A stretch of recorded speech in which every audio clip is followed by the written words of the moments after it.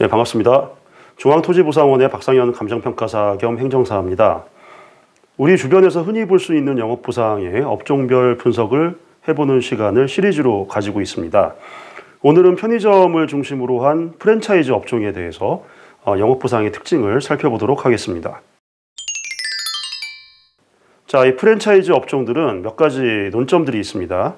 그 중에 첫 번째 논점은 폐업 보상이 가능한지 여부입니다. 가맹 계약 당시에 그 서비스 구역 내에서 이전하면은 경비가 과다하게 소요가 되고, 만약에 서비스 구역 외로 이전하게 되면은 이미 기존 가맹점들이 있어가지고 이전이 곤란한 경우가 많이 있습니다. 이럴 경우에는 사실상 이전이 어렵게 된다고 하면서 폐업을 할 수밖에 없으니까 폐업 보상으로 처리해 달라고 하는 문의를 받는 경우가 있었습니다. 자, 이런 경우에 폐업 보상이 되는지 여부는 토지보상법 시행규칙 46조 제2항 제1호에 폐업 보상이 되는지 안 되는지 요건이 나와 있는데, 서비스 구역 밖으로 이전하기 힘들다라는 사실상의 그러한 이유만으로는 폐업 보상을 인정받을 수 없다는 것이 결론입니다. 따라서 프랜차이즈 업종이 수용 대상이 된다면은 폐업 보상이 아니라 휴업 보상을 받는 것으로 아예 생각을 하시고 대응하시는 것이 맞습니다. 두 번째로 편의점이나 프랜차이즈 업종이 본사와 계약에 의해서 발생하는 문제들을 한번 살펴보겠습니다. 그러니까 먼저 본사에서 지원 장려금을 주는 경우가 있는데, 그러니까 이것을 나중에 반환해야 되는, 영업보상이 나오게 되면은 반환해야 되는 문제가 있습니다. 자, 이것은 당사자 간의 계약의 문제이기 때문에 이 금액까지 영업보상에 추가해서 보상해 주지는 않습니다.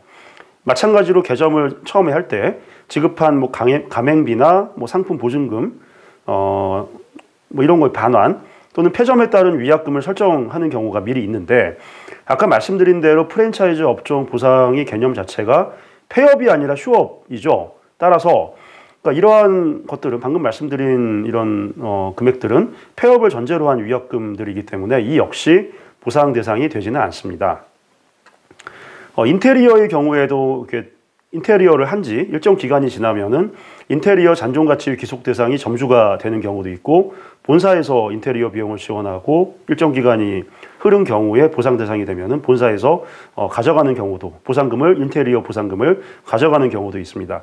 이 역시 기존의 점주와 본사와의 계약에 의해서 처리가 되고, 보상 금액이 사업주인 점주 앞으로 총액이 다 배정이 되면은 그 금액에서 본사와 점주가 알아서 나눠 가지는 이런 경우도 있고, 아예 평가사들이 평가를 의뢰받을 때 점주 몫으로 얼마, 점주 몫으로 얼마, 그리고 인테리어 부분을 분리해 가지고 프랜차이즈 본사 쪽으로 가도록 분리해서 감정평가가 의뢰되는 경우도 있습니다.